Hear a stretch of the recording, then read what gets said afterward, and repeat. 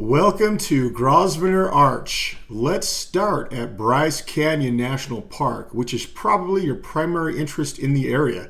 And if you have extra time, take a short trip to Kodachrome Basin State Park and then maybe on to Grosvenor Arch.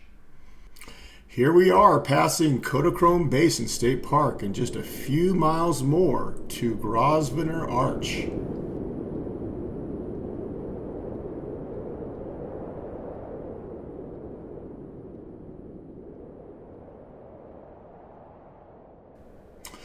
Here stands Grosvenor Arch, a monumental double arch of creamy Jurassic sandstone rising some 150 feet into the sky.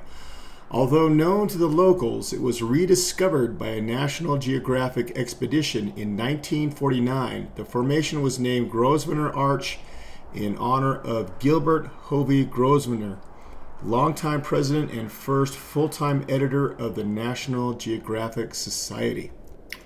Grosvenor Arch remains one of Utah's most breathtaking geological treasures, an enduring testament to nature's artistry.